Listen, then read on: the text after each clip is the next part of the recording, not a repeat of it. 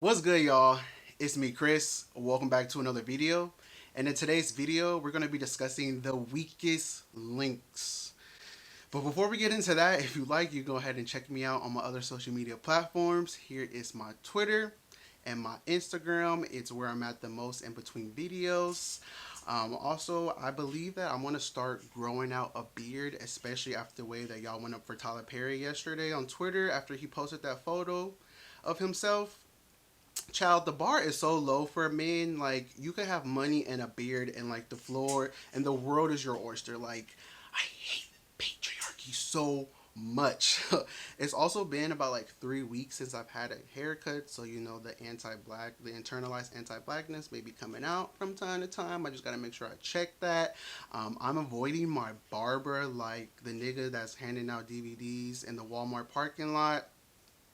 Child, like, during quarantine, the barbershop has been closed down, but he's been cutting on the low, but he made it super safe. Like, no one else was in the barbershop these whole entire, like, past 7 months. The lights were turned off. Like, the gate was closed up because also they would get a fine if they were found cutting.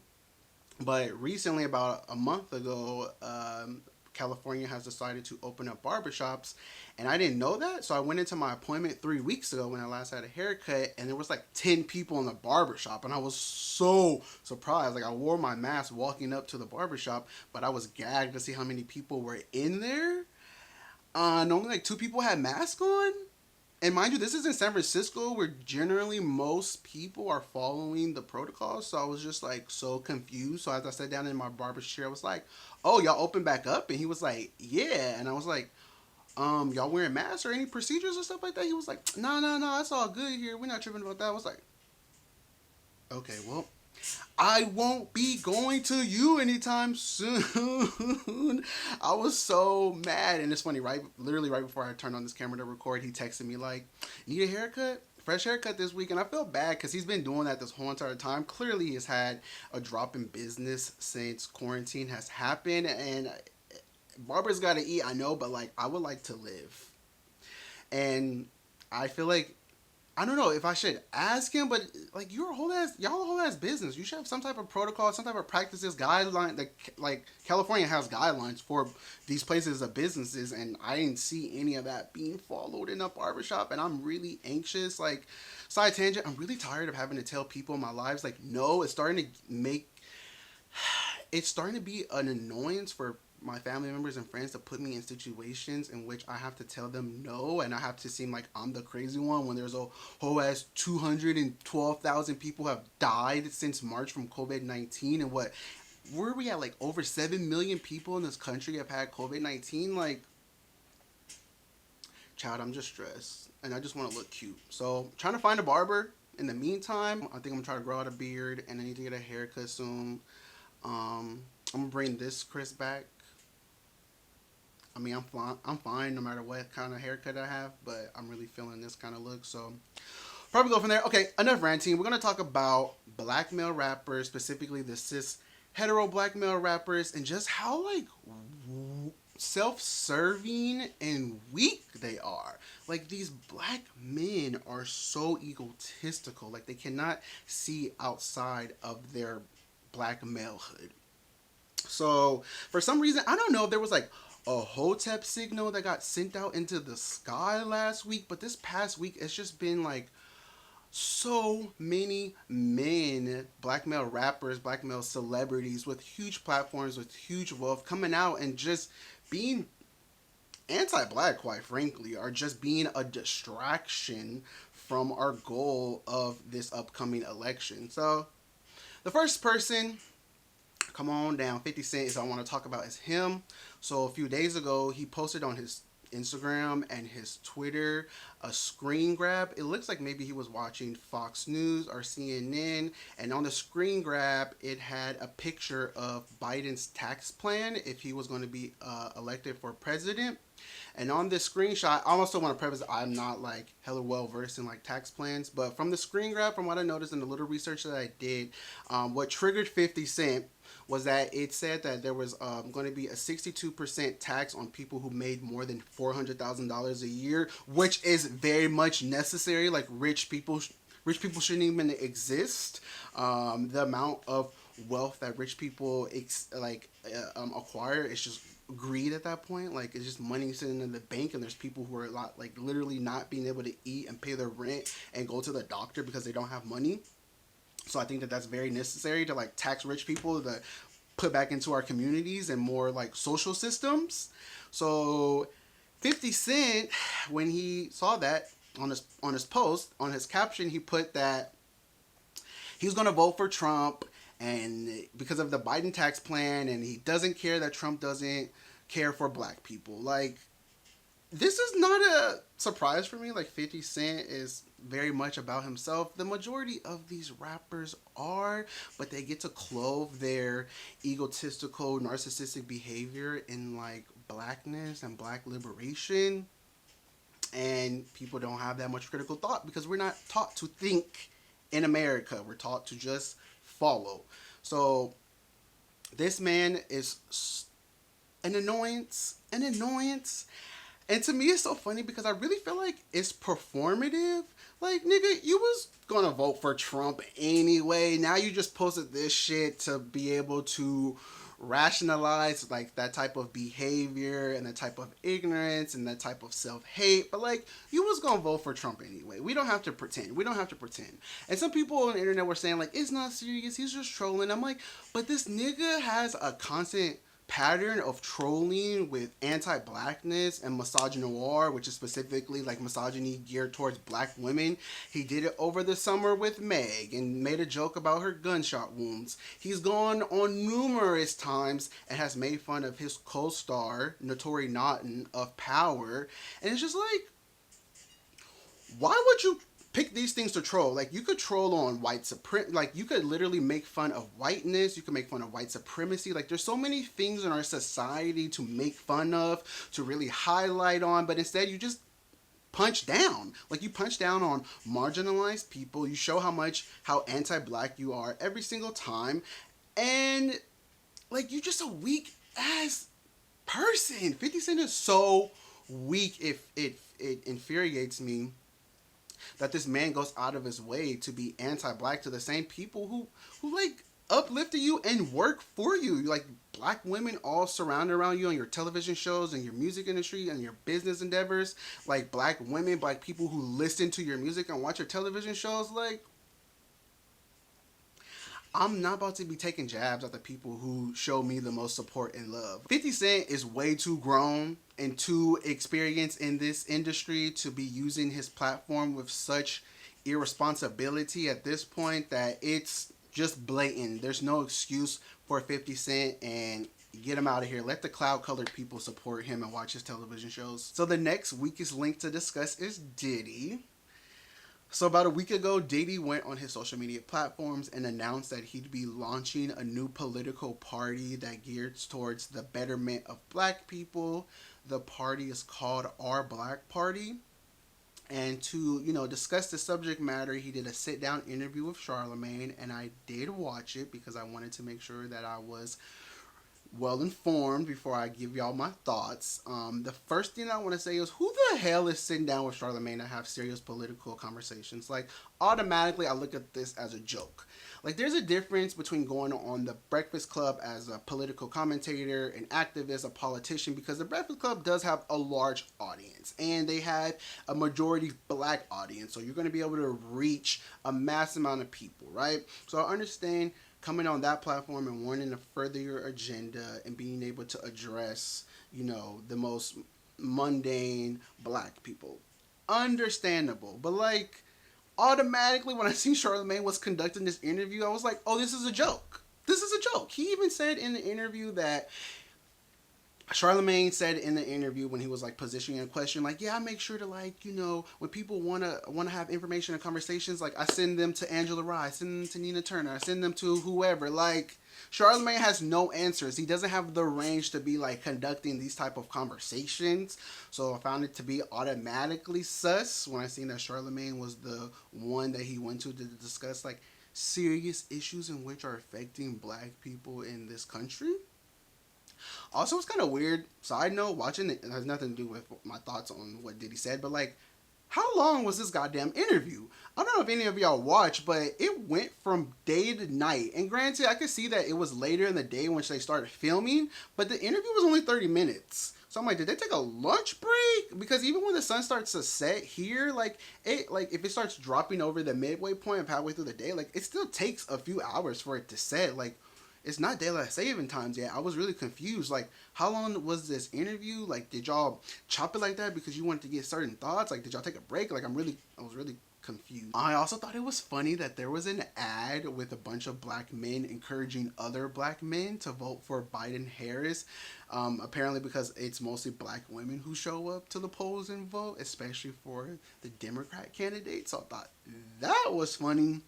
But from his interview, essentially his overall message was just to unify us meaning black people, to come together to vote Trump out before there's a race war, and that after that we can focus on political power followed by like economic. My overarching thought with this interview that Diddy had with Charlemagne is that really it was just egotistical and hella self-serving. Like this man centered himself so much in this interview, and this was supposed to be for like the betterment of all black people. But he just talked about how much like ignorance he was operating in the past before, how blind he was to like how bad it was, and just like how much ignorance that he had. It just seemed that he really was just trying to absolve himself of the capitalist that he is. It seems like that he was trying to like rectify when he told people to like hold his vote.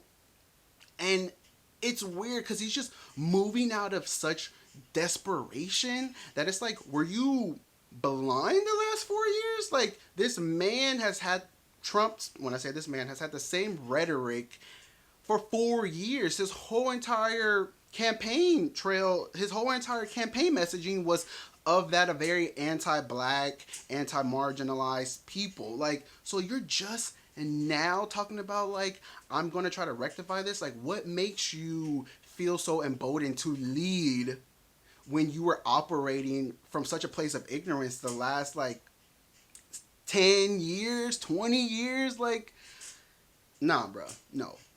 No, especially in this interview, Diddy refers to himself as a black nationalist. I just wonder, like, where are these black men getting their information from? Other black men. That's what it is, because that's all black men ever listen to is other black men. There's no value in listening to black women and black queer people and black trans people and black disabled people, like poor people. They don't listen to us. Their focus is on other black men who are trying to get money. So I looked up like black nationalism. That shit is like hotepi. It is very hotepi. It's very like patriarchal based. It's like xenophobic even. I'm like, what are y'all reading? What are y'all consuming? Like, it's very concerning for me. Charlemagne didn't really ask any interesting questions during this interview, in my opinion. Like, there wasn't a whole lot of thoughtful questions. I didn't find any questions to be, like, provocative. There wasn't much questions that gave us much critical thought. We didn't even get to, like, really interrogate Diddy's background. The only really one question I thought was interesting, he asked him, like, did he know Trump?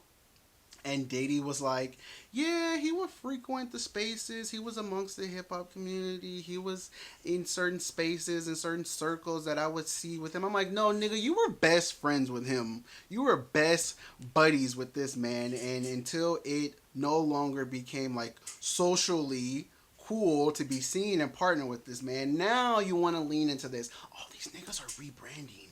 All these niggas are rebranding. That's the frustrating part.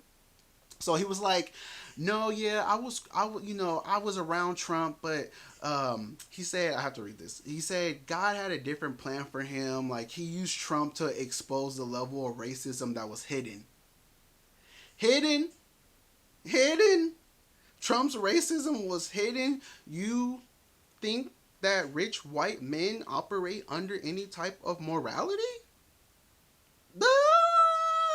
I think the fuck not. You mean you ignored it?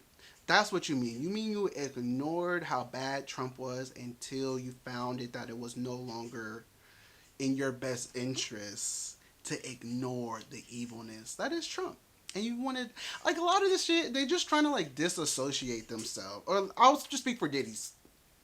He's just trying to disassociate himself, and he's using that under the guise of creating a political party. This our black political party has been going on for months, since like the beginning of this year.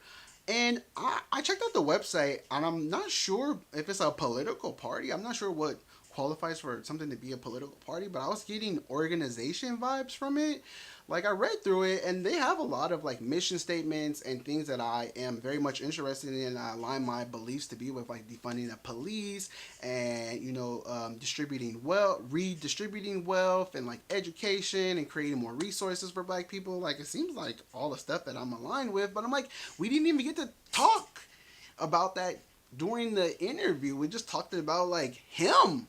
Like, the majority of the interview was like about him and how he's taking this journey on trying to learn and understand, and just look at me, look at me. I was just like, bro, you could have just put up a mirror during the whole entire interview and not have had Charlemagne been in the building, quite frankly. The most common thread amongst all these cis hetero black men is just how much that they really are invested into capitalism and gaining as much wealth as they can. Like, Diddy kept talking about one of the ways in which, it's important, why it's important to prioritize like black people is because we have no wealth. Like, my children won't have any wealth when they grow up, like their grandchildren. And I was like, what is this man talking about? So I looked up his worth, and according to Forbes list, he is worth $820 million. Now, I looked on a few articles. There were some estimating from 720 to like the high 80s. Either way, this man is worth hundreds of millions of dollars. I tried to find an article in which to see how much it takes, how much money it takes to live like an average life. I couldn't find anything. I do know that that information exists, but I couldn't find anything that was like really clear and concise. But like, this man himself has plenty enough money for his children and his grandchildren to live the most flourishing and healthy life that they could ever imagine. So I'm like, who are you talking about when you're talking about like wealth and money? Is very much himself. Like, I just wish he would shut up and point us to the experts. Like, why was no one there, a part of this organization, this political party, our black party, to like talk about their agenda and talk about what they are trying to pursue?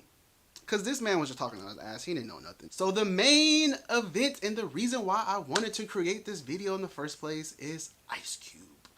I was going to wait for a few days after the chaos with Ice Cube because I knew he was going to like explain himself, so I wanted to include that in the video to give a more well-rounded thought and full video. And it just so happened that all these niggas just stepped in line and followed behind Ice Cube and just showed how sorry of niggas they really are, including T.I., but he's not going to be in this video, but he's a weak-ass nigga too. So, like about a week and a half ago, someone from Trump's administration had tweeted out to thanks of Ice Cube for collaborating with the Platinum Plan. This is a plan that is thrown out there to show like what will be done under a Trump administration.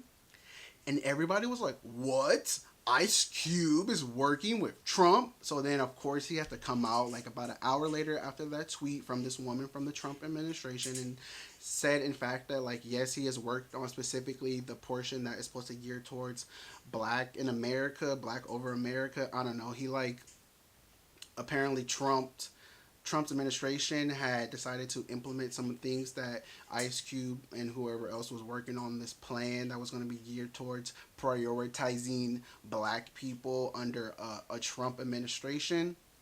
So I did watch 2 interviews with Ice Cube. One was with Chris Como and the other one was with Roland Martin.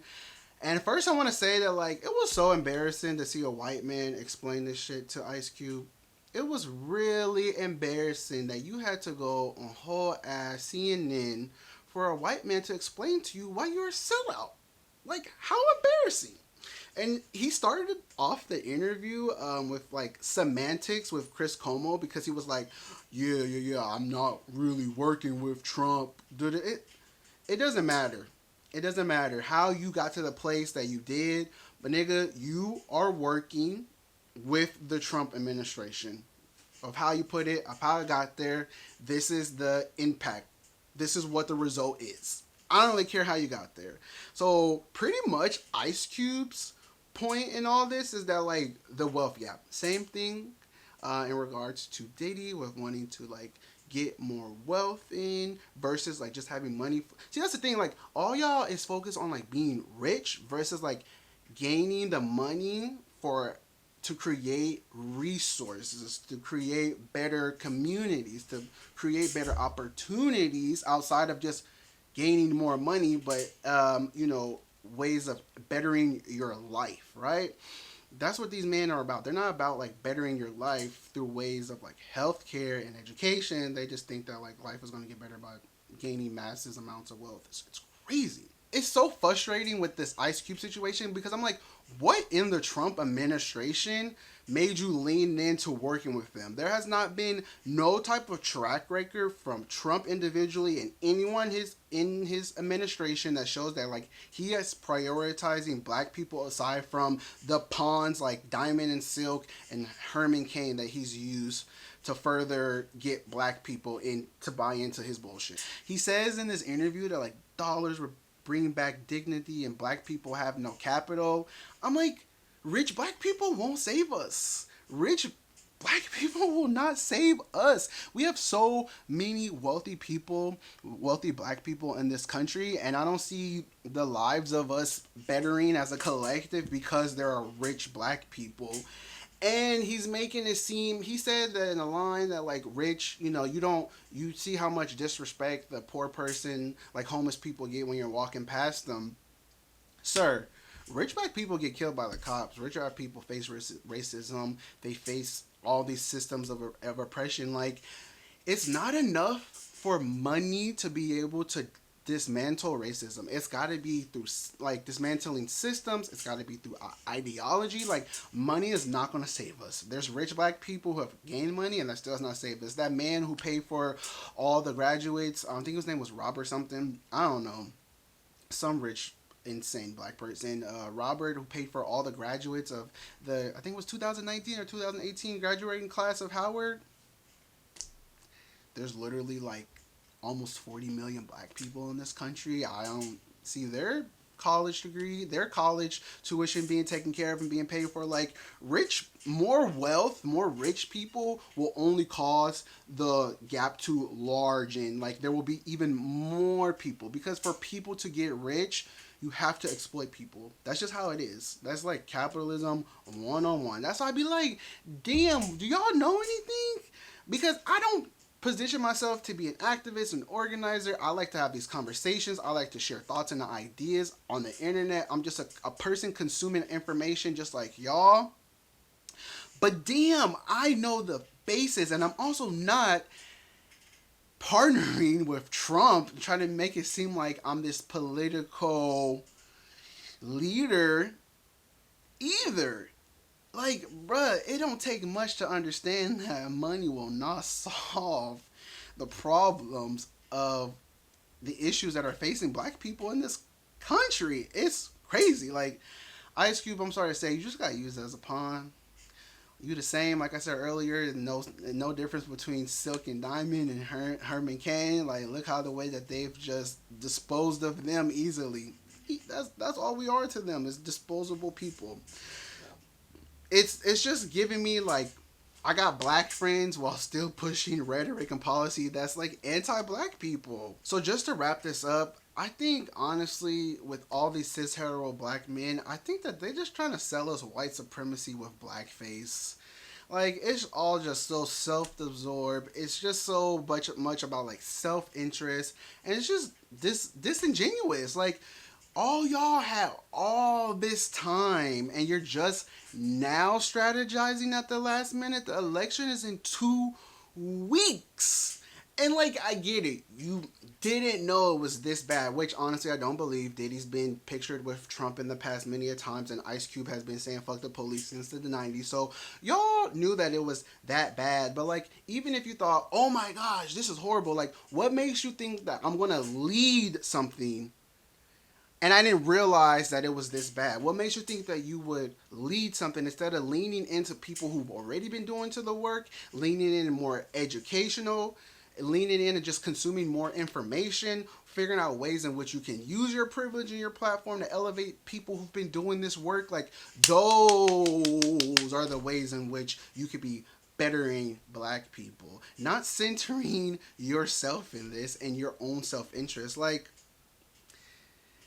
you don't have to be an organizer and an activist to discuss these things, but god damn it, you got to do the reading.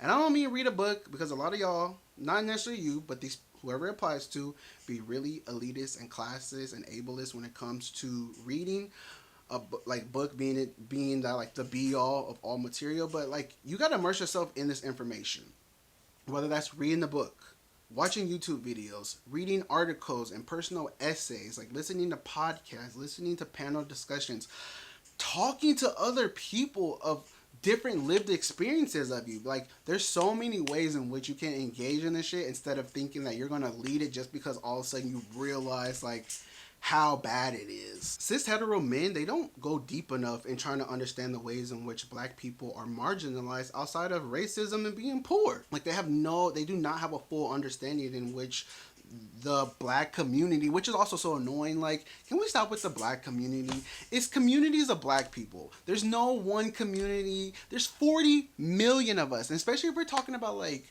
starting from the ground, like starting from the ground up, like starting from where you're at, like the type of things. There's no way that all of us are going to be doing the exact same thing. So like, it's communities of black people, so they should be in touch with communities of black people and stop trying to speak for and speak a part of, because I can't speak for the next black person. I only can speak for myself and my experience and what people tell me. I can't speak for nobody else except for myself, but I can't speak on the experiences and the information that has and the facts that have impacted black people.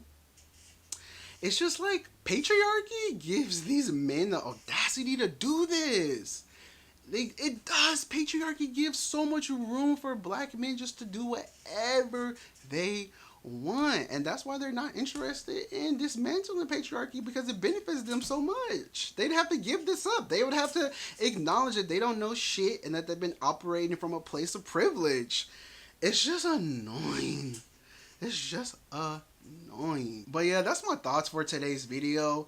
Like, I'm just sick of cis hetero black men. Like, this is all such a distraction. This is creating so much frenzy and chaos, and it's just drowning out all the important voices and information that we should be consuming right now. Like, this should be the time in which we should be amplifying those voices that have done the research, that are knowledgeable, that have been talking about this for a while, that it's not just a sudden thing for them, right? Like, fine if it's just sudden for you now to be, radicalized and wanting to learn more, but you shouldn't be taking up that space of the people who've already been doing this work and who've already been living these experiences. I would love to hear your thoughts. Please leave them down below in the comments. Give this video a thumbs up if you enjoyed it. Subscribe to the Chris Be Known family, and I will see you on my next video. Bye!